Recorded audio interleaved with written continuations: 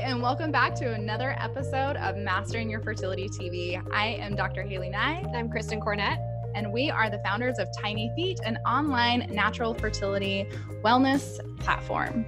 And so today we're going to be interviewing Lisa Hendrickson-Jack, who is the founder of the Fertility Friday podcast. And she also is going on almost 20 years of being a fertility awareness educator. And recently she just came out with her new book, which is called The Fifth Vital Sign. So I'm going to give you a little bit more introduction on Lisa. So Lisa Hendrickson-Jack is a certified fertility awareness educator and holistic reproductive health practitioner who teaches women how to chart their menstrual cycles for natural birth control, conception, and monitoring overall health. So in her new book, The Fifth Vital Sign, Lisa debunks the myth that regular ovulation is only important when you want children, and recognizing that the menstrual cycle is a vital sign.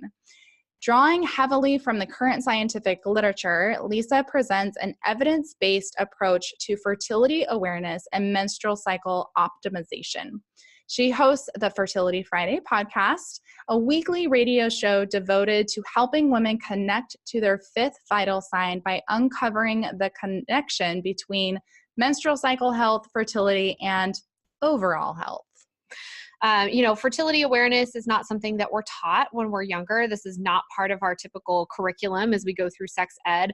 And so the only time that we really ever come across this information maybe is when we want to conceive. And so of course we want to teach you how you can use this information about your body, how you can use the fertility awareness method and tracking your temperature and your cervical mucus and cervical position to really help you optimize your fertility, but also to use that information to be able to identify when something is off with your menstrual cycle, when there may be an indication that something is going on that could affect your fertility. There's a lot of incredible information in this episode, and we really hope that you guys enjoy it.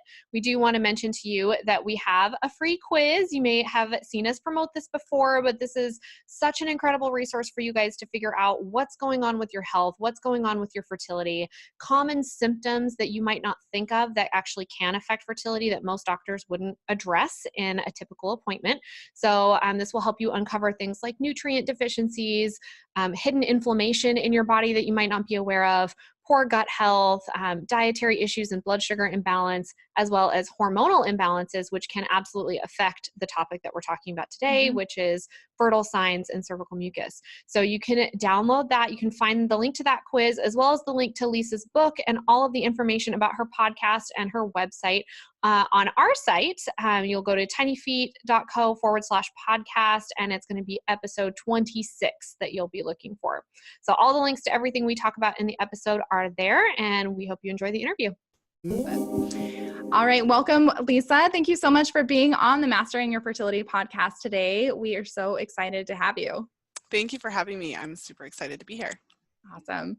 So the first thing we would like to know is how you came across fertility awareness method and what inspired you. Like, I know that you've been doing it for over 20 years. Is that right? Almost 20 years. So I discovered fertility awareness when I was really young. I think my experience is a bit on the unique side. I had chosen to seek the pill, and I was put on the pill when I was about 15, 16 because I had really painful, heavy periods, and I was a teenager. I didn't know what to do about it. But, along that journey, I recognized that it didn't fix anything. Every time I would take a break from it, the pain would still be there.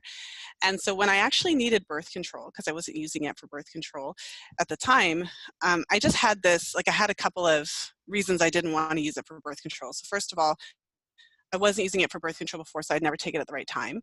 And I had read the manual. I was a nerd back then. So I kind of knew I would always be a little bit nervous about if I took it an hour late or something like that. So I just didn't feel like it was the right thing for me.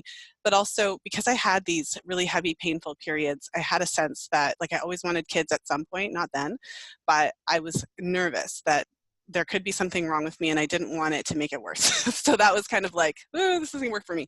So at the time I kind of decided, well, I'm going to use condoms anyways, for the sake of safe sex. So why don't I just only use condoms? And then I discovered fertility awareness kind of right at that perfect time. And so I was on my university campus. I was in my like post-high school feminist phase. And there was a talk. So a woman named Inga Musio wrote a book called Cunt, A Declaration of Independence, a really interesting book, obviously. And she came to read an excerpt of it. And I'm in the audience, and at some point she talked about how there's a certain point in your cycle when you could get pregnant, you know, your cervical position changes and you have this, you know, cervical mucus changes. And really, it was the first time I'd ever heard anybody say that you weren't fertile every single day. And so that was the moment, right, that sparked this whole, you know, journey of mine. But essentially, that encouraged me to go and read. You know, I got Taking Charge of Your Fertility. But then on my university campus, there just happened to be a group of women who met every month and who were trained in fertility awareness, and they were teaching it. So I started attending, and then I eventually, like, they just couldn't get rid of me.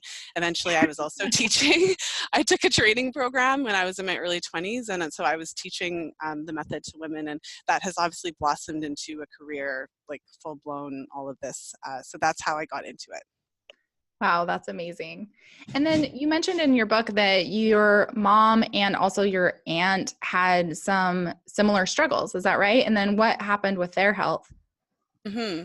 Well, my mom, she never had the pain, but she had ridiculous periods. So she had fibroids, which, you know, runs in the family, and, you know, a lot of Black women specifically struggle with fibroids. So it's kind of like I saw her experience it.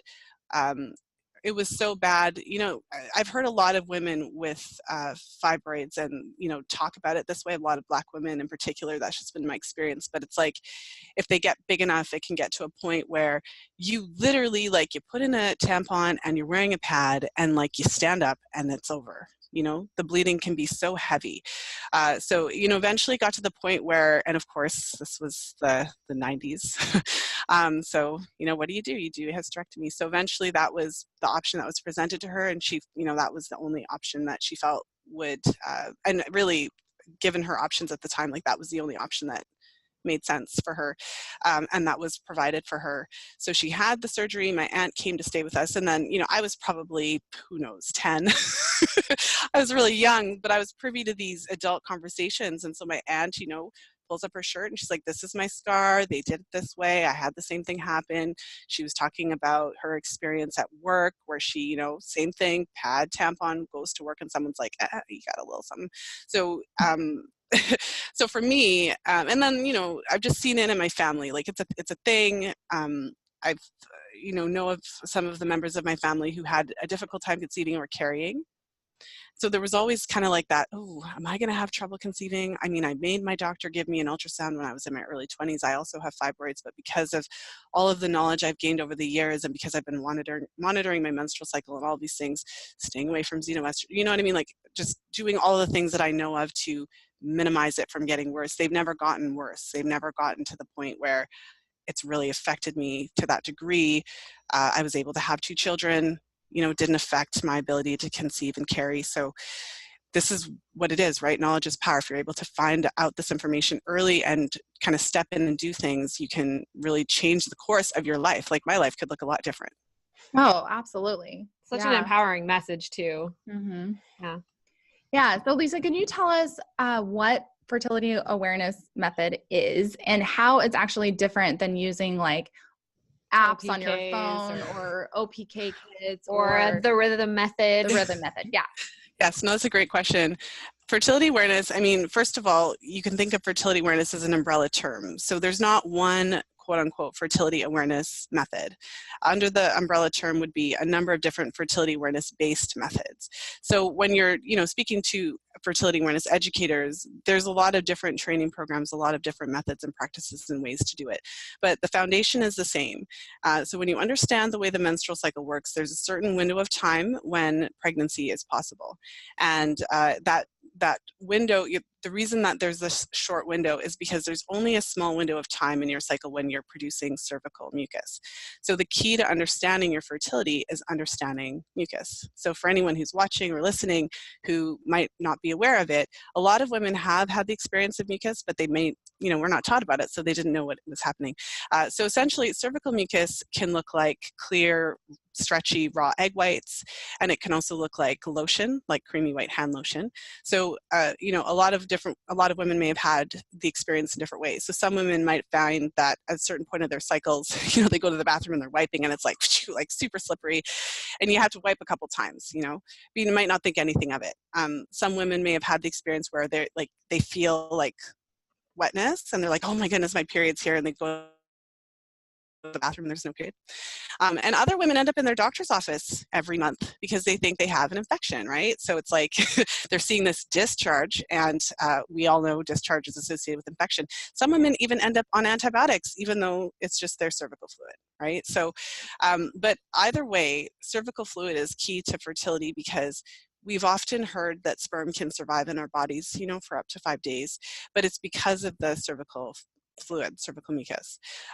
So essentially, fertility awareness allows you to identify that short window of fertility, which technically is about 6 days in the cycle. So sperm can live in your cervical mucus for up to 5 days. That's what the research tells us. And then ovulation happens on 1 day. So 5 + 1 is 6. So technically, there are only 6 days of the menstrual cycle when conception is possible. So fertility awareness allows you to identify that phase. And of course, if you're using it actively for birth control, you're going to have to learn the rules and add a little buffer period around that. But essentially, if you don't have unprotected sex during the only point in your cycle when you can get pregnant, then you can't get pregnant. It can be something to get your mind around, that there are certain phases of your cycle that you can actually have unprotected sex and the conception is impossible scientifically. You know, a lot of women really struggle with that. But that's essentially the basis of the method. And the reason that it's different to the rhythm method, so the rhythm method was based on more of a calendar calculation type of thing. And so a lot of the modern day charting apps are essentially an extension of the rhythm method. So it's based on that idea that if my cycle is usually, say, 30 days, it'll always be 30 days. So I can just calculate when, for the fertile window will be, and then I can just kind of use that. Fertility awareness recognizes that women are not robots and ovulation is variable. And so I've been charting my cycle for almost 20 years. There have been times, I've struggled with different health challenges myself. I have a thyroid issue that was uncontrolled when I was in my early 20s. So my cycles at times were 45 days, 50 days long. So obviously ovulation wasn't happening on day 14 for me at that time. But, over the years, so I've seen it personally, my own cycles fluctuating. I've worked with clients. So you can still use fertility awareness effectively, even if your cycle fluctuates, because you're actually paying attention to your body's signs. You're not looking at a calendar, you're actually looking in your panties. And it's like, do I have mucus or not today? Am I fertile or not today? And so that's what makes it different. And that's why the rhythm method isn't an effective method of birth control for most women, but the research and evidence tells us that. So for example, the symptothermal method of fertility awareness, monitoring your cervical mucus patterns, your cervical position, and your basal body temperature shifts, has been shown to be, upwards of 99.4% effective when used perfectly. So when we're talking about fertility awareness method, the way that you use it, we're kind of talking about the combination of those three things. So basal body temperature, cervical mucus, and cervical position. That's right. Okay. And so what I've been learning is that the cervical mucus really is like the star of the show. Exactly. And, previously, years ago, I thought basal body temperature was I thought that was the big thing. So I want to talk much more about cervical mucus. And one thing that I want to clear up is what's the best way to test cervical mucus? You just mentioned it. You said something with the toilet paper and, wiping backwards and maybe doing it before urinating. So tell us, over your vast amounts of experience, what's the best way to figure out the difference between vaginal sloughing or maybe infection, or what is cervical mucus? Mm-hmm. No, that's a really good question. And I think it's helpful to, especially for the listeners and the viewers, there's a difference between having a general understanding of your body and just having a general knowledge of this is what's happening versus using this method for birth control. So for a woman who's literally just listening and it's like, whoa, this is really neat, but she's not committed yet to using this as a birth control method, you could simply, I don't have to tell anybody to wipe themselves when they go to the bathroom, that's what we do. So one of the basic things that you can do is when you go to the bathroom, throughout your day, just be conscious of it. So when you're wiping yourself, literally, like, does it feel slippery at some times? Do you notice anything? Are there times when you see see an observation in your underwear? Have you ever seen kind of like creamy, lotiony type stuff in your underwear? Have you ever seen clear, stretchy in your underwear? Have you ever touched it, picked it up, and see if you could stretch it? So just from that basic general understanding, and also some women might notice that there's a certain point in their cycle where they actually feel a little bit wetter. It feels like there's something. I think a lot of us, if you're not on hormonal birth control that would suppress your cervical mucus observations, then you've experienced it. And you may not have been attuned to what it was, but there's definitely a period of time in your cycle when you kind of notice that. From more of a charting perspective, when you're wanting to actually identify and be really specific about it, I teach women to check for mucus using the external checking, basically. So you're taking a piece of flat toilet paper, and before you go to the bathroom, you're actually going to wipe across your vulva, front to back, and you're going to wipe across your perineum, and you're going to pay attention, like, does it feel dry? Does the toilet paper feel scratchy, or does it feel smooth, or does it feel lubricative? Like, is it like really slippery down there? And then you look at the toilet paper and, like, is there anything on the toilet paper? Is there anything that you can pick up and test between your fingers? Or is the toilet paper just, dry or shiny, or is there a damp spot or something like that? So to get into the more technical aspect of using it as a method, the way that I would teach my clients, you would actually want to be wiping before you go to the bathroom every time throughout the day. After, you want to wipe as well. So you want to do like a second wipe after you go to the bathroom, because when you go to the bathroom, you're kind of engaging those muscles. And so if there is cervical mucus kind of hanging out inside of your vagina, it'll be there. From a more technical perspective, then your question of, like, how do you tell the difference between mucus and vaginal cell slough? So if you are wiping and you're kind of using that wiping method, if you're having just normal vaginal cell slough, for the, the listeners or the viewers who might not know what that means, you're just like when you take a bath every day, you shed your dead skin cells, and it's just a part of life. Your vagina is a self-cleaning, like easy bake oven, or I don't know, that's a bad example, but your vagina is self-cleaning, and we could go on about, like, douching is not necessary because your vagina does it, and there's a microbiome in there, and all of that. But at the end of the day, your vagina sheds cells just like your skin does. So if you're wiping throughout the day, you'll notice maybe like a little shininess on the toilet paper, or like a kind of a film, but nothing that you can actually like pick up and play with. Is just kind of like a film on the toilet paper. But when you actually have cervical mucus, in your menstrual cycle, as you approach ovulation, you would be able to see it, you'd be able to pick it up. And or I should also put out there that some women don't necessarily produce significant amounts of the peak kind of clear, stretchy mucus. So some women, especially if they've had a long history of birth control use, or if they've ever had an issue with their cervix, if they've ever had HPV and had to have a cervical surgery or something like that, a cervical surgery would interfere with your cervical, like your cervix itself.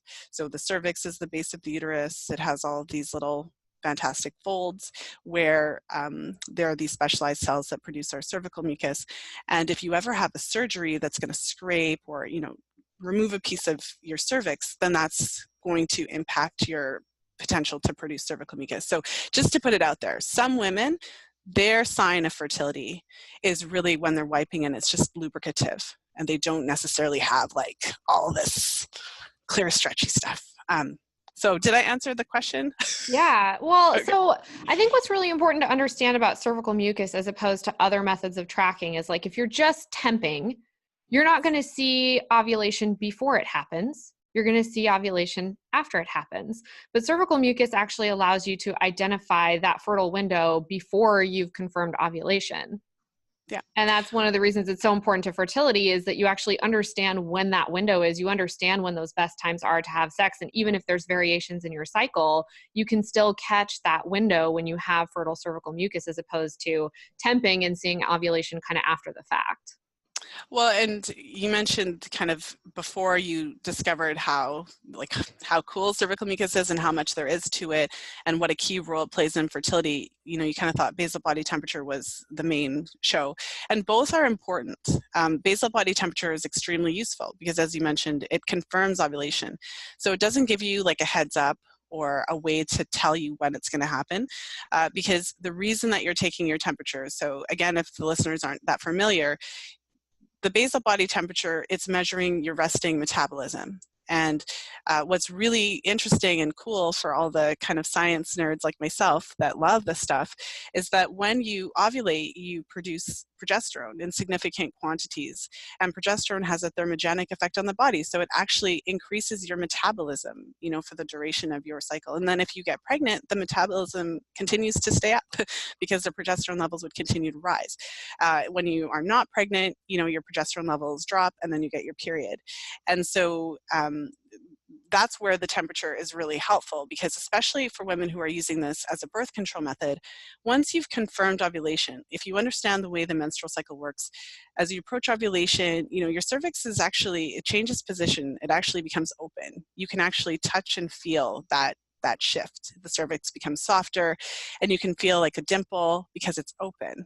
But then after ovulation, your progesterone kind of shuts that down. So the cervix physically changes position inside of the vagina.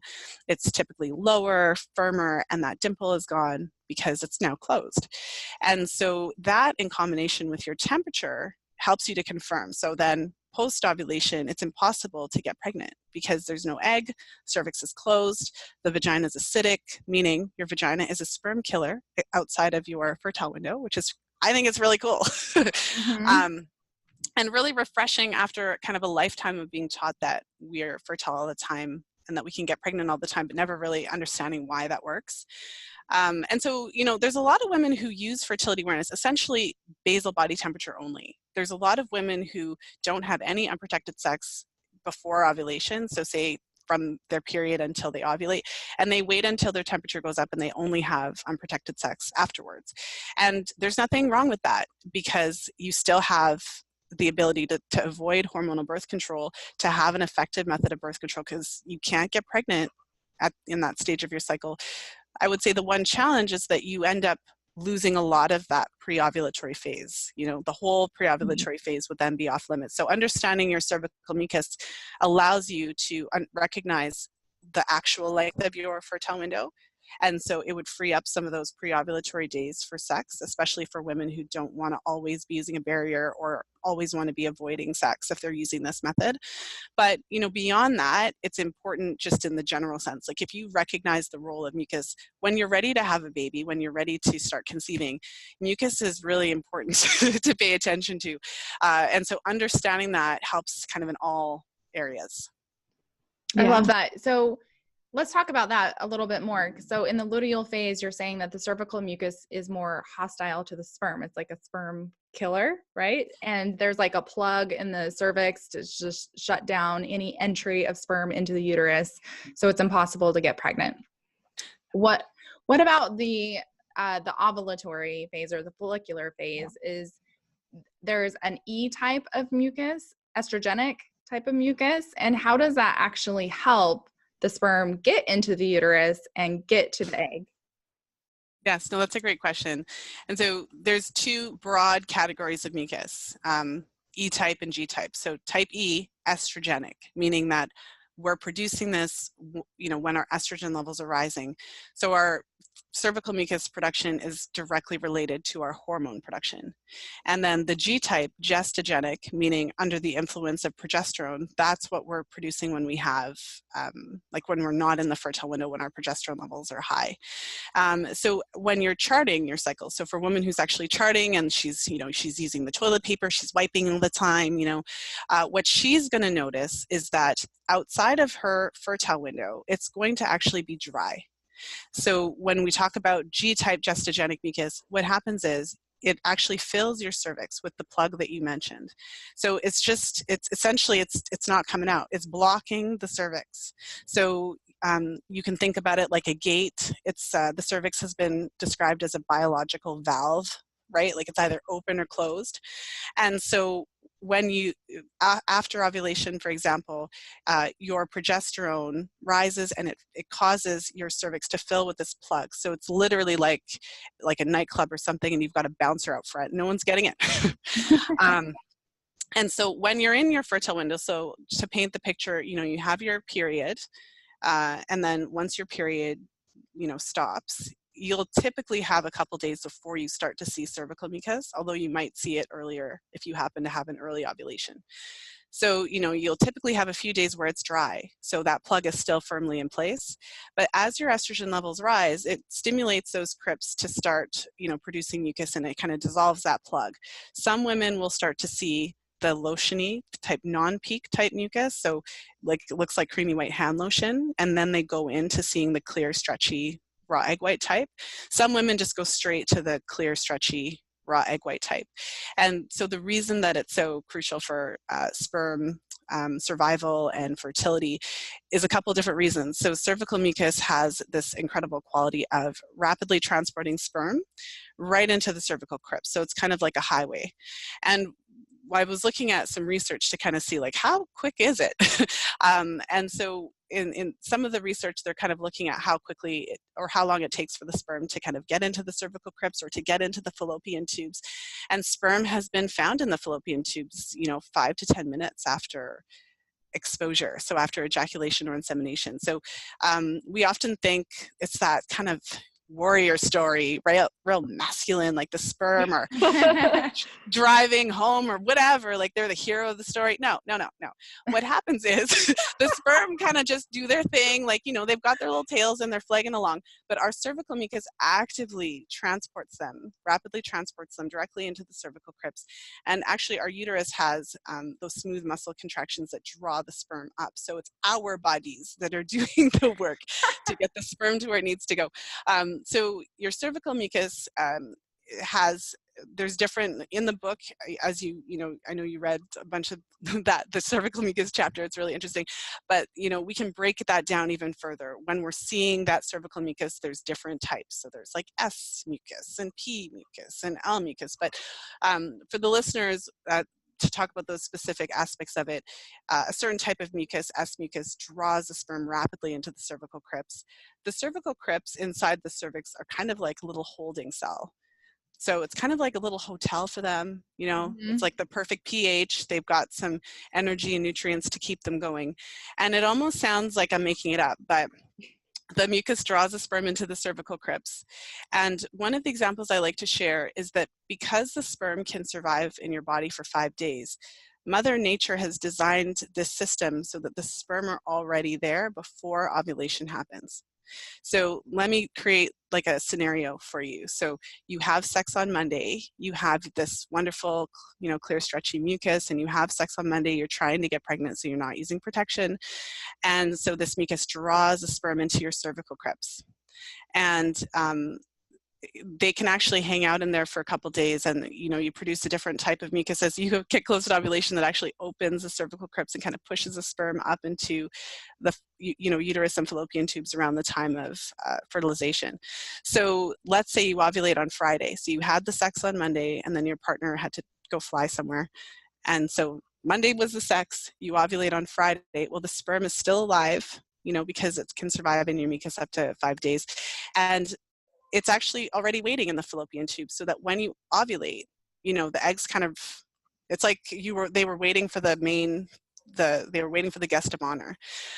So I think I've started to explain it that way because we live in a culture where when women are trying to get pregnant, there's this idea like you have to have sex on ovulation day. And so you have all these women peeing on all the ovulation predictor kit, strips. I'm not saying there's anything wrong with that, but it's helpful to combine that knowledge with the knowledge of your mucus.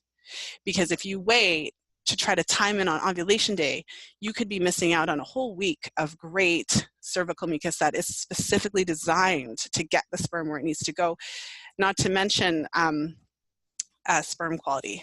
So I'll just take a quick jaunt to say, I don't think a lot of women know that even the healthiest man alive, so let's like the healthiest man alive, stud, he's got the most amazing sperm. The majority of his sperm are still abnormal. Like even the healthiest man alive, like at least half of his sperm can't even fertilize an egg. What is considered normal morphology by the World Health Organization is 4%, meaning out of every 100 sperm, 4 are normal. And the other 96 have a range of abnormalities like 2 heads, no head, 2 tails, no tail, malformations, et cetera, literally cannot fertilize an egg. So your cervical mucus actively filters out bad sperm in 2 different ways. The sperm that are malformed, 2 heads, no heads, all of that stuff. There's a type of mucus that has these specific protein structures that attach to those sperm and basically prevent them from getting through. And also your cervical mucus is thick enough that if the sperm has poor motility, like can't swim properly, that they can't actually actively swim through. So your mucus also, like, isn't that crazy? It's so And there's, cool. and there's still more. Like, we could talk about mucus the whole time, but we won't. But I'm just saying, like, this is information we all need to know. It totally is. From a fertility perspective, I mean, understanding that this isn't just some random event. You know, cervical mucus isn't just some random event where, oh, you wipe a couple of days a week, you know, in your cycle, and oh, it's kind of slippery. Like, that's cool or not cool, depending on how you look at it. Right, and you don't have an infection. Right. Yeah. I mean, this is a major sign of fertility, and you know, having good cervical mucus is a sign of good fertility for a woman, but it can also be a problem for men who don't have normal sperm morphology and motility, which I think is probably a pretty common reason to do IUI. You know, when you've kind of confirmed that everything is okay from an anatomical perspective, or you haven't found any reason for infertility with a woman, and you've identified an issue with sperm quality, I think that's a major reason for IUI, is you're trying to bypass the cervical mucus's ability to filter out those abnormal sperm. But really, that's what you want. I mean, you want your body to be able to do that. Right. You don't kind of want subpar sperm being able to fertilize an egg when your body would have prevented that. Speaking of, in your book, Lisa, you talk about the difference between the IUI and a cervical cap, and how the research is actually very similar as far as it producing a pregnancy. Can you talk about that real quick, since Kristen brought it up? And then I have another question about cervical mucus, of course. Well, I mean, as a fertility awareness educator, there's always been a part of me that's like, because I understand the role of cervical mucus and how important it is. So there's always a part of me that's like, is IUI really the best solution? Really, in the book also, I talk about the success rates and the difference between pregnancy rates and live birth rates, and the differences between, say, Clomid versus letrozole, where Clomid is associated with higher rates of miscarriage, you know, versus letrozole. And also, just in general, just to put it out there, in the best case scenario of a woman who's like 22, she's got a 25% chance of that IUI working. You know, a lot of women are getting IUI in their mid-30s and 40s, and the most significant factor in terms of how successful IUI is going to be is her age, so the age of her egg. And realistically, when we're in our 30s and 40s, the chance of IUI working is closer to maybe 10 to 15%, you know, per time. And that's why you'd have to kind of do it multiple times. Whereas with the cervical cap, so it's a completely different paradigm. So just for the listeners that are kind of like, what do you mean? Mm-hmm. It's like a home insemination. And with the cervical cap, you would actually be depositing the semen into the cap, and the cervical cap goes on the cervix. And so the theory behind that is that you're actually prolonging the exposure of the sperm to the cervical mucus to allow for that natural filtration process to go through. I always picture in my mind, so, you know, I mentioned that according to the World Health Organization, if a man has 4% morphology, that is completely fine. And 4 out of every 100. So if a man has like millions of sperm, how would those 4 get through, right? Like out of the 100. So I just picture it. So this would allow time for this to physically happen. But I have to address the elephant in the room problem. You know, there's an issue with men and fertility. Conception can happen really easily. So to put it into perspective, you know, you've got a healthy couple, a 20-year-olds or whatever. Conception can happen so easily if sperm. And, you know, if you have a healthy body, healthy egg, healthy cervical mucus, healthy sperm, it shouldn't be difficult. When there's a challenge, when you're having to go to these extreme lengths to try to conceive, there's something going on, you know, because, for example, like when women are trying to conceive, it's really common for us to like put our legs up, you know, after sex to kind of hold it in, to try to keep it in. But those types of things don't really address the issues. So, you know, if you know that your partner has an issue with sperm quality, the cervical cap option is a good one. And based on the research, it's equally effective to IUI when done multiple times. It's a lot cheaper, but you would also have to do it based on the fertility awareness techniques of timing, because it's not going to help you if you're not doing it during your fertile window. But it does allow the prolonged exposure of your sperm to your mucus and increase the number of those good, healthy, quality sperm to actually make their way into the fallopian tubes and have a shot at fertilizing an egg. But if you're doing that, if you're going to that length because you know there's an issue with sperm quality, you got to also address the issue with sperm quality. You know, you got to start having him make some changes, because there's a lot of evidence-based ways to improve sperm quality. So improve sperm quality, and then potentially do a cervical cap at home could be just as effective as doing multiple IUIs. If not more. Right. And also with the cervical cap that you mentioned, is what's interesting is same-sex couples, two women doing using donor sperm in a cervical cap instead of going to IUI over and over again is an interesting and maybe more affordable option for them too. Yeah. Yeah. Well, and if they have access, so depending where they live in the world, if they're able to get their hands on some sperm, then having the ability to do that, again, with the fertility awareness techniques, so paying close attention to your cervical mucus, potentially, you know, considering doing an ovulation predictor kit in conjunction with mucus so that you're really kind of timing it at the best time of your cycle. And it allows you to do it in the privacy of your own home. One of the, I suppose one of the things I should mention is that, you know, I gave the example of women laying on your back. So if you've ever had sex with a man who has ejaculated inside of your body, even if you lay on your back, it comes out. You know, it's not effective unless you have a harness in your bedroom that holds you upside down. Like, I don't have one of those. So I don't have one of those either. No. So when you use cervical cap, it's holding it where it needs to be, and you can keep it in for, you know, 6 hours. So it's more of a practical, legitimate, and there is research, so evidence-based way of actually extending that exposure, because we don't really have a practical, useful way to do that otherwise. Like the laying on your back thing, sorry ladies, like that's not doing it.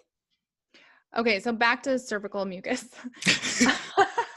Okay, so we talked about a lot of things with it, but I wanted to address two specific things. Is first, how do you know if your cervical mucus maybe isn't ideal? Like there's infection or potential like cervical dysplasia that you need to address. And then also, how does cervical mucus change with age? Oh, love those questions. So first of all, I think understanding what healthy mucus looks like. So healthy cervical mucus, if you're charting your cycle and you have a general understanding of your cycle, you would expect to see cervical mucus, you know, after menstruation as you approach ovulation. So part of it is understanding when in your cycle you're supposed to see it. So you're not supposed to see mucus every single day. That's kind of the first thing.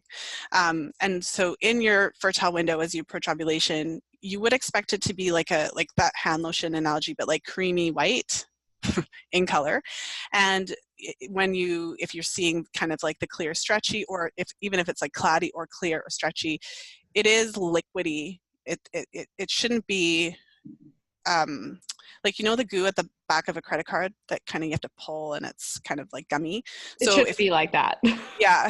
So if it's gummy like that, or if it's yellow, if it's off colored, it shouldn't smell. I mean, we all know that there's an aroma to vaginas, but it shouldn't be unpleasant. And especially if you're aware of your typical normal aroma, if you notice like a drastic change to where it does smell off-putting or fishy or something like that, that can be a sign of like bacterial vaginosis or something like that.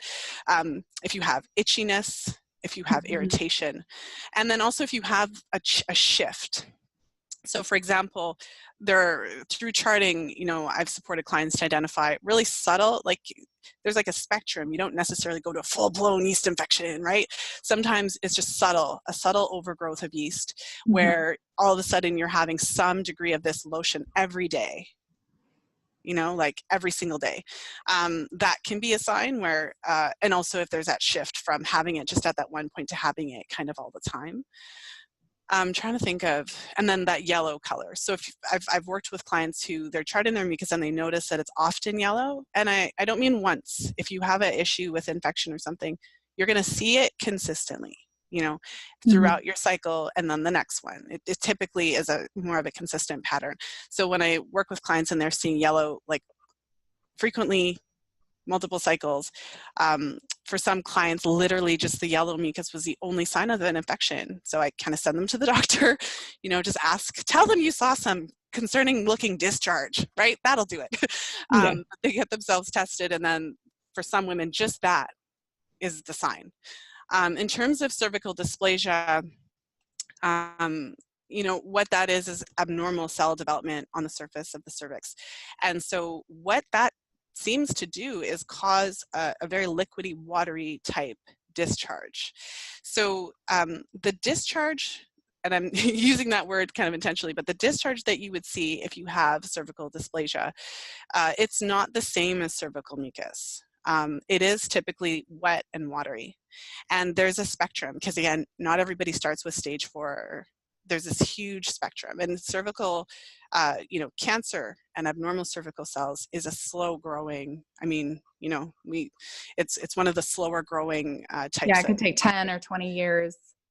Exactly. So with charting, especially when you're using the wiping method, you're picking up on certain subtleties that you wouldn't otherwise. So for some women, they're just on the very beginning of that scale, it hasn't become a full-blown problem yet. And so when they're wiping themselves, they may notice that it's never really dry. The toilet paper is always damp, and it's not pee, because they're wiping before they go to the bathroom. This is something, if it's an issue, you're going to notice it throughout the cycle. So even, you're going to experience more of a kind of a wet lubricative type sensation when you're in your fertile window, but I'm talking before that and after that. After you've already ovulated, it's still damp. Or the toilet paper, it's wet. And depending on how far a woman is on that spectrum, I've worked with a number of clients who will feel like a gush of what feels like water. So they're trying to live their lives, and all of a sudden it's like, psh, and it's not their period. And when this is an issue, again, it's not just in their fertile window. They've ovulated already, and they're getting these gushes post-ovulation. It's not mucus. It's something different. So for women who may be resonating with that, or have noticed something like that, it's a good idea just to get a screen, ask your doctor to test you for dysplasia, because for some women, that's literally like their only sign. And for women, I'll just point out as well that I've worked with clients who are on that lower end of the spectrum that are seeing this consistent dampness, but it's not these gushes, so it hasn't progressed. And sometimes they see the signs before the test is positive. Interesting. Yeah. So then age, how does age affect cervical mucus quality or consistency or production? Yes. No, I love that. I don't think I've had the opportunity to talk about cervical mucus in depth in an interview, so this is a lot of fun. So again, another piece of our information about our fertility that we're not really privy to is that our cervical mucus production does change with age. And what that means is that and part of it too is, I've been talking a lot about the cervix and the cervical crypts, those little folds within the cervix. And it's interesting because depending on how deep you want to get into this, there's different crypts that produce different types of mucus, and they're located, like if you think of the cervix, everybody can't see my hands. I always teach with my hands. But if you think of the cervix, it's the base of the uterus, and so there's certain types of crypts kind of closer to the opening, and there's certain crypts kind of so just picture it kind of like a cylindrical tube. And so say at the base of the cervix, you tend to have more G crypts that are producing the cervical fluid that would make the plug. And kind of closer towards the top, you'd have different types of crypts. So just kind of picture that. So when you're in your early 20s, you have a lot more of the S crypts. So S mucus is what gives mucus its, clear, stretchy, lubricative qualities, and you just have more of those crypts that are producing that type of mucus. So it wouldn't be uncommon for a woman in her late teens, early 20s who's not on hormonal birth control to have, say, more like 7 or 8 days of peak quality mucus and have more of it. So perhaps if she's doing the wiping method and checking throughout the day, she has several days where she sees it 4 or more times. So she's wiping and she's seeing, it's quite a bit. And as we get older, our cervix it just ages, and it's nothing, there's nothing bad. It's just a part of life. And so we end up having fewer of the S crypts and gradually gaining more of the G crypts. So just meaning that by the time you're in your, late 20s, maybe early 30s, you're still going to see cervical mucus as long as you're healthy and everything is good, but maybe you see fewer days, more like 4 to 5 days. And, maybe you still see it more than 4 times a couple of days, but you don't necessarily have like 5 days where you're seeing it like 4 or 5 times a day all the time. By the time you hit your late 30s, early 40s, and kind of mid 40s, it's not uncommon for you to have fewer days still. So whereas you may have had, 4 or 5 days earlier in your life, you may be down to having 2 or 3 days. And maybe you only have 1 day where you even see the clear mucus. And I mentioned that some women no longer have the high quantity. So for some women, they only have that sensation of lubrication when they're wiping themselves. So just to put it out there, like, this is normal. And I think that from my perspective as a fertility awareness educator, one of the messages I always share with my clients is that, from the perspective of like trying to conceive and identifying which days are fertile or not fertile, there's no point in talking about more or less fertile, because you can't be more or less pregnant. Like, you're either pregnant or not. So from a timing perspective, even if you are that 43-year-old woman who really only has signs of mucus on 2 days, and your only sign is that sense of lubrication when you're wiping, that's a fertile day. So you could think of the challenge as identifying that day. If you're 43 or 44 and you only have 1 or 2 days of mucus, if you're just randomly having sex, what are the chances that you're going to hit that day? So just to give hope, like, regardless of how much mucus you see or what the quantity is and how many days, when you're thinking of fertility awareness for timing purposes, it's not about how much. It's literally about identifying when you have it and having sex on those days. Yeah, well, that's really hopeful and really helpful information for women, especially those that are kind of, creeping up into that more advanced maternal age category. So I want to shift gears a little bit, that we can still talk about cervical mucus in the context of this next question. But we already talked about how some abnormal mucus that we might notice, or abnormal discharge, can sort of point to an underlying issue with infection or abnormal cells on the cervix. What other potential underlying health issues could women identify through this process of charting? So what could they find, if there's issues with basal body temperature, either it's low throughout the cycle or they're not getting that spike after what should theoretically be ovulation. What other things can we glean from this that would kind of make us go to our doctors and say, hey, I think I have a problem with this? Mm-hmm. Well, there's a wide range. I think one thing to say is that with charting, it can be used as a diagnostic tool depending on how you're charting, but it's not like you're going to look at the chart and be like, aha, you definitely have this problem.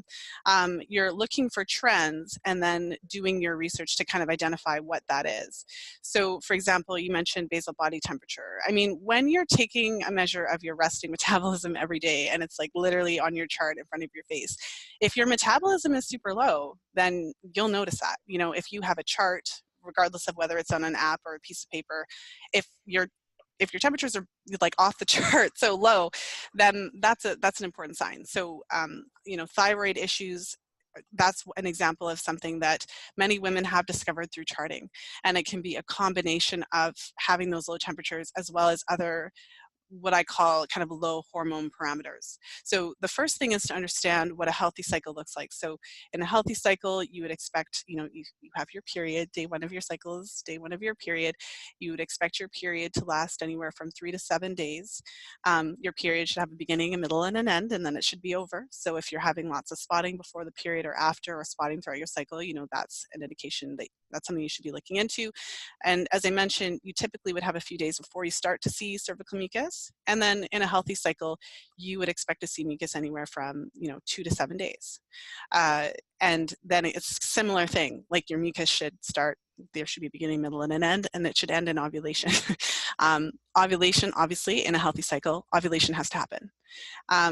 The overall length of a cycle can vary. And so a healthy cycle can range anywhere from 24 to 35 days. When you're getting up to the 35, 34 day range, you are kind of pushing the upper limit of normal. So you know what I mean? Like, you kind of want to watch that if it's really consistent, but it's helpful to know that it doesn't have to be 28 days. And women are not robots. So very few, if any, women have 28-day cycles all the time. It's not a real thing, just to shatter like a that. myth perpetuated by birth control, right? You talk about that in your book. Yeah, just like there's no Easter bunny, there's no woman on earth that's ever had a 28-day cycle throughout her entire reproductive life. So, when you start your period, your cycles are typically fluctuating a bit more, and then prior to menopause, our cycles are also fluctuating. So that is just a myth. But having that general sense of what is normal.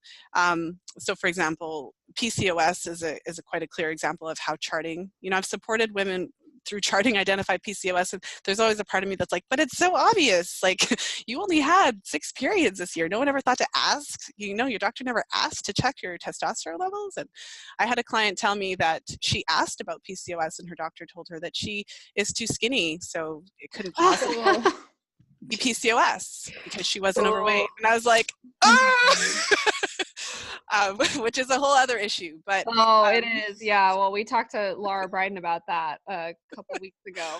So anyway, sorry. But with the chart, it's like it's super obvious in that respect if it's completely out of range, or if you're not ovulating, like in the case of hypothalamic amenorrhea or something like that. There's no mucus, you're not ovulating. It's pretty clear that there's an issue.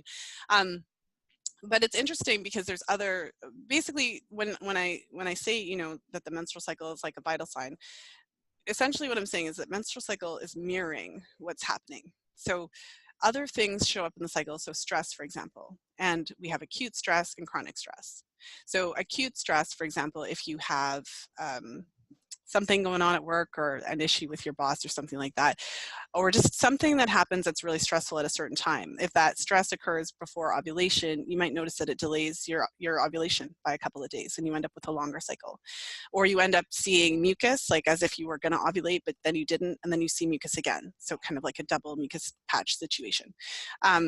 Post-ovulation, for women who experience extreme stress, or maybe they pull out crazy exercise routine that's stressful on the body, they may notice some days of spotting before their period, or that their luteal phase, the second half of the cycle, shortens. And chronic stress is interesting as well. And when I say chronic stress, I don't necessarily mean like emotional stress.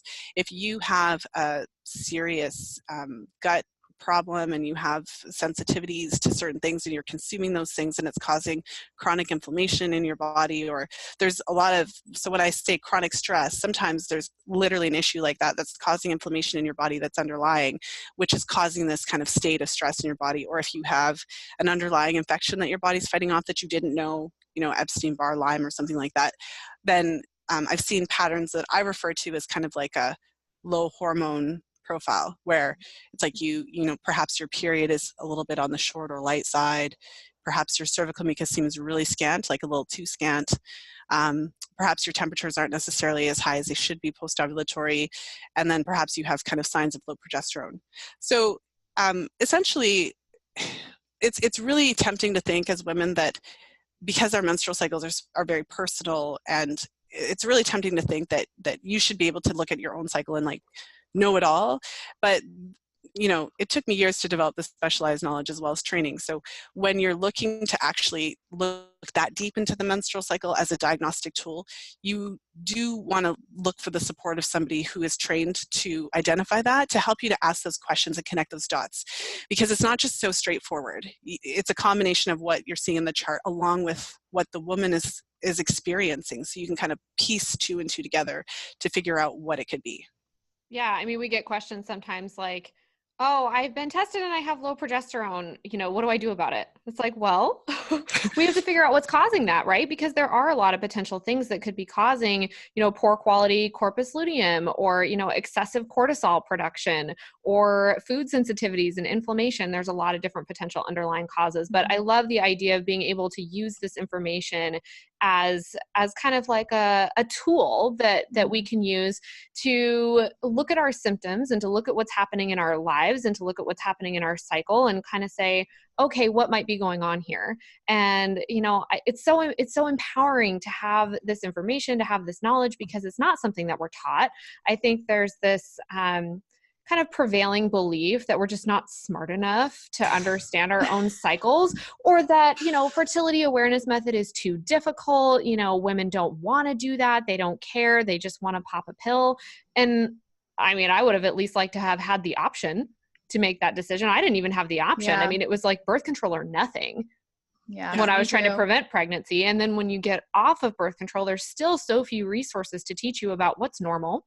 I had a hard time getting off of birth control. I have talked about that before on the podcast, but there weren't very many resources for me to figure out, okay, what is it that's really happening in my cycle? What are these signs pointing to? What should I be asking my doctor about? When you get a 7 to 15 minute office visit with your OBGYN, you don't have time to address all of your questions. Even if you thought to ask them all, they wouldn't have time to address them all for you. So this is just another empowering tool that we can use to start asking better questions to our physicians, learning more about our bodies, and really, for lack of a better term, taking charge of our fertility.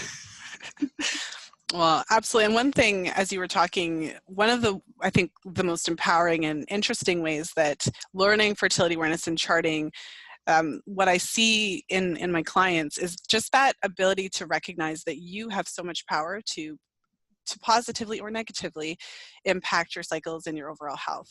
And I think it's easy to take for granted how certain lifestyle type changes can impact. I think it's easier to want to reach for a supplement. I'm not like anti-supplement, but it's often easier to fill your cabinet with supplements versus going to bed on time. Yes. Versus addressing. So for example, when you mentioned the low progesterone issue, well, there's so many different reasons why your progesterone could be low. And it might not even be low. Did you test at the right time of your luteal phase? But there's so many different issues with that. And so it's a lot easier to look for supplements and all kinds of stuff than to actually address okay, so, but why are you working 70 hours a week? When was the last time? How much coffee are you drinking exactly? Is it 3 or 4 cups a day? Are you still smoking? Is that a thing for you right now? It's so much easier to look for all of those little things. So what I found in my practice is that I don't have to say a whole lot. I just ask questions so what if we just cut the coffee for one cycle and see what happens? Blink, blink. And you can see for yourself. And that really gives you a lot of power, because what I think that we underestimate is just how much we can impact our cycles. I did an episode a couple of months ago to share. I did a little experiment on myself. I'm not ashamed to say that for a lot of years, I was addicted to sugar. When I was a teenager, it's like disclosure time. When I was a teenager, gummy candies were a food group. I'm sure that had something to do with my raging period pain, right? And so I have over the years, cut down a lot of my sugar consumption, but I did a little experiment with myself. I kind of cut out some of the additional areas of sugar that I was consuming. I replaced some, sweeteners with non, like stevia, for example, that don't raise your blood sugar, just out of curiosity. And when I finished my experiment, I had gained an extra day of my luteal phase. So my luteal phase has been fairly consistent, throughout all these years of charting. And I had my first 14-day luteal phase, ever, just by cutting out the sugar. So sometimes we just don't think that, you want to find the pill that's going to improve your progesterone, but or you could look at your stress, look at how many times a week are you exercising again? Are you exercising 5 times a week? All of these things we don't realize could be stressing our bodies out, that could be making a bigger impact than the supplement. Yeah, I actually have a very similar story. I was thinking about that when you were telling your story, but when I was doing the preconception care before I ended up conceiving my baby, back in April of 2017, I usually have a shorter cycle, 26 days. And even before I learned all about fertility awareness method and all that, I thought, oh, that just feels a little short to me. And so I started fertility smoothies. Well, I didn't really call them fertility smoothies. I basically had a green smoothie in the morning. And so I would put things like maca in there and spinach and flax seeds and all the things. And I did that for a good month, probably even 2 months for a while, really consistently.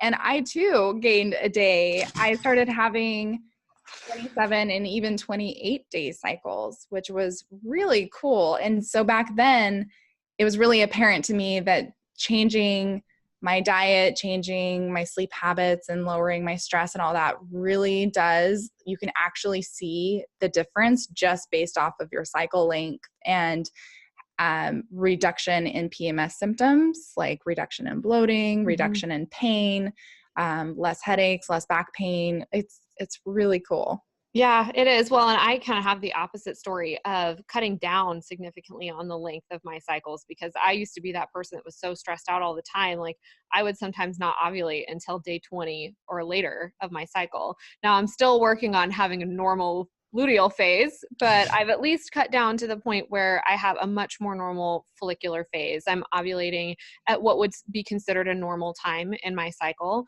and my overall cycles are normal length. I'm just still working on that last bit of progesterone. But you know, it's difficult. It's a journey. Sometimes you can make really easy changes and in one cycle you see a difference. And sometimes these things take a little longer depending on where you're starting from, depending on what your health is like. Sure. But I love the message that we have the power to make changes. And sometimes it's not, I need to go to the doctor and get a medication, or I need to go to my naturopath and get a supplement. We're all about supplements too. I mean, there's tons that are helpful. We tend to start with much more basic, like, hey, let's make sure you have enough nutrients to support your cycle and make a baby. And then, if maybe somebody's a little older or specifically struggling with egg quality, we'll recommend some things, but we're really about kind of figuring out, like, what is that root cause? And how can we fix that? Whether it's a diet thing, a lifestyle thing, a food sensitivity thing. And some people, it's like hard to make that connection for why we start there, because we're so used to that sort of allopathic way of treating things. That's, oh, you have this issue, you take this pill, whether it's a supplement or a medication. Yeah. Well, and it's with the cycle, it's exactly what you said.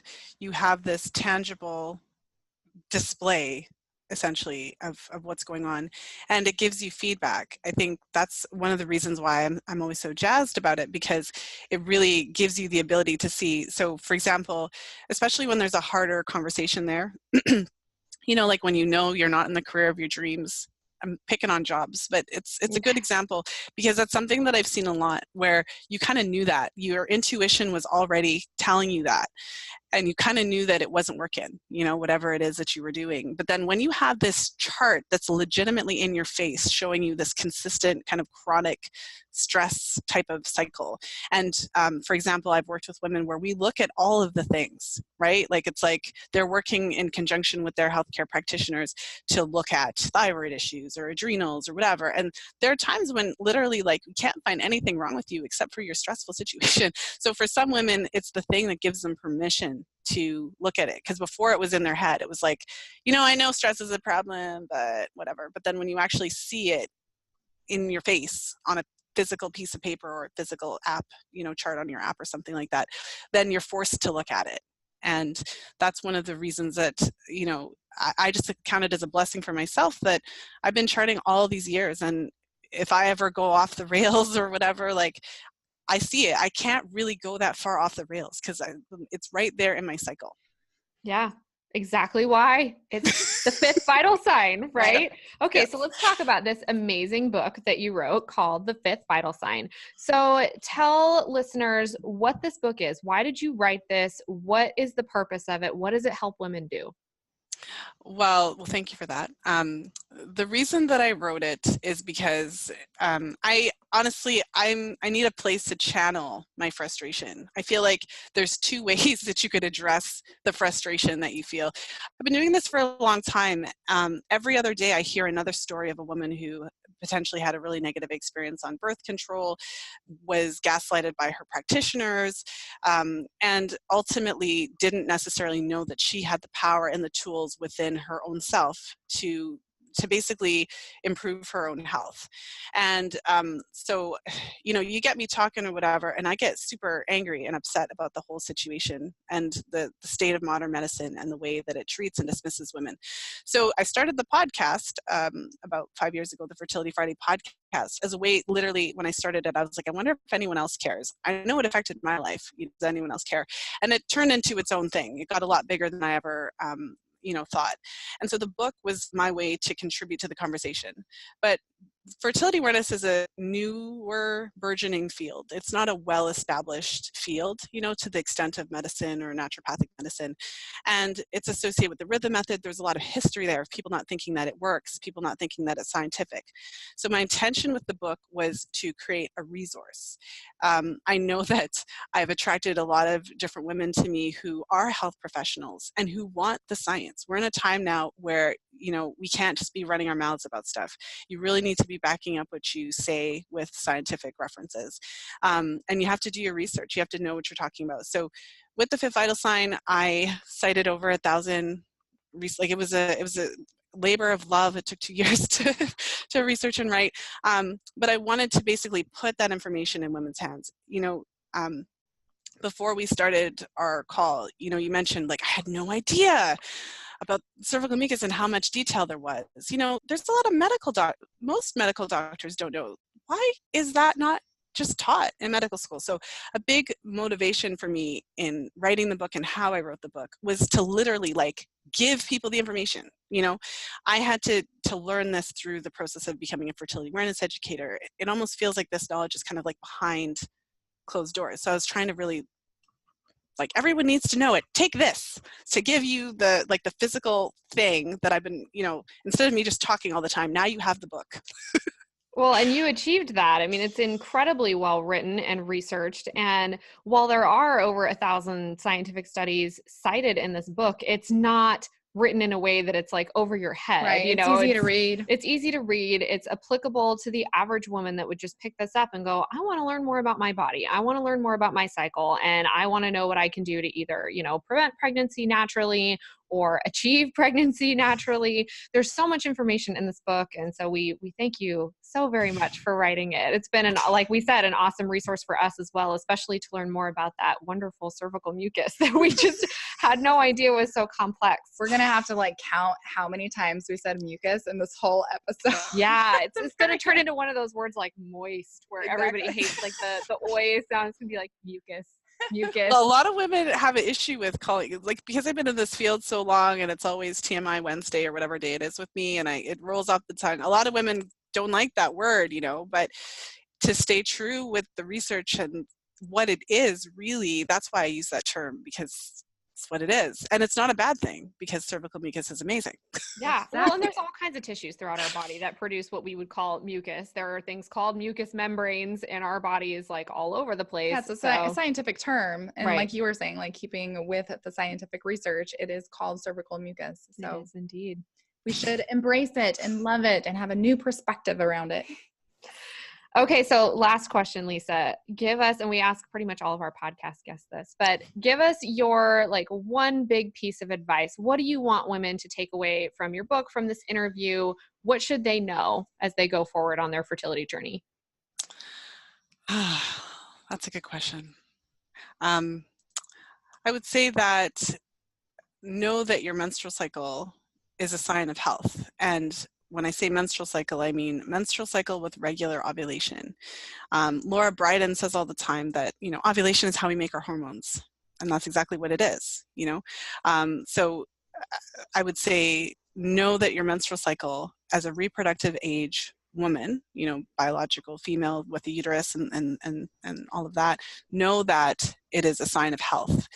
And if you pay attention to it, then you can be privy even before, your doctor can identify if there's an issue.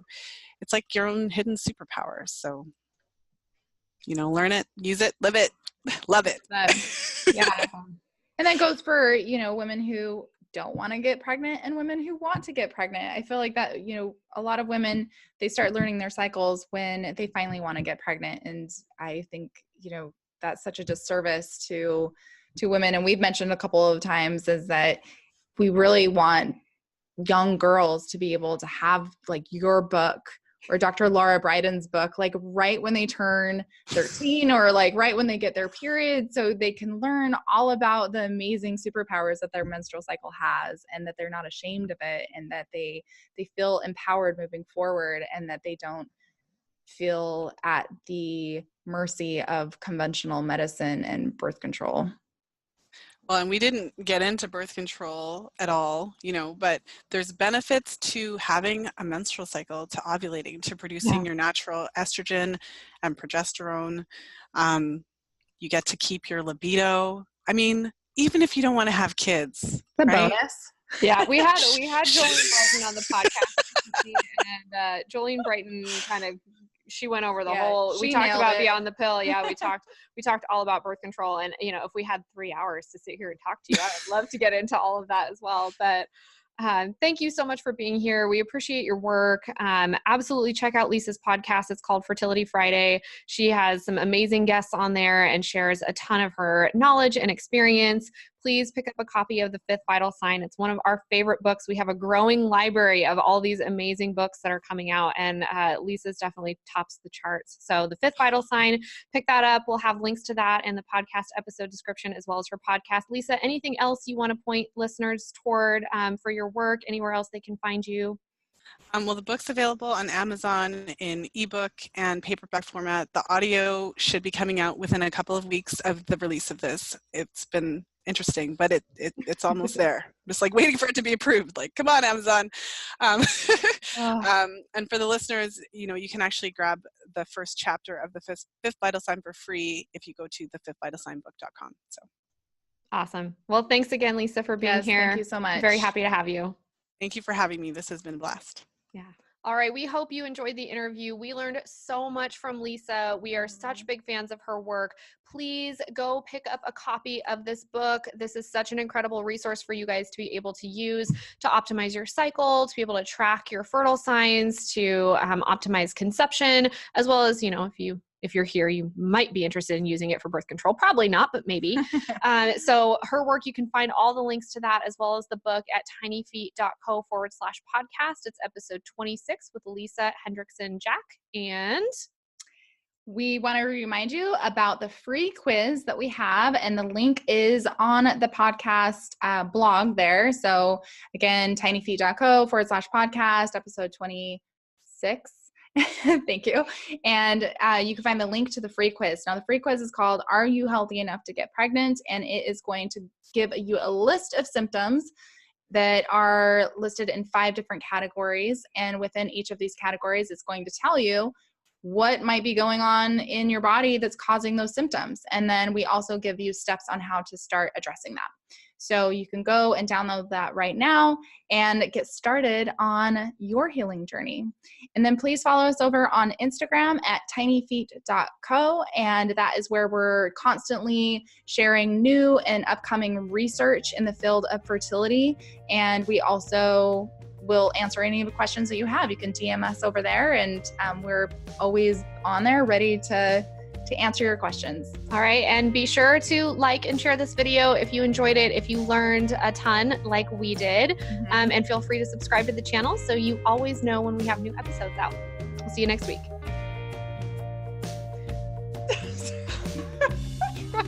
Start. Okay, go.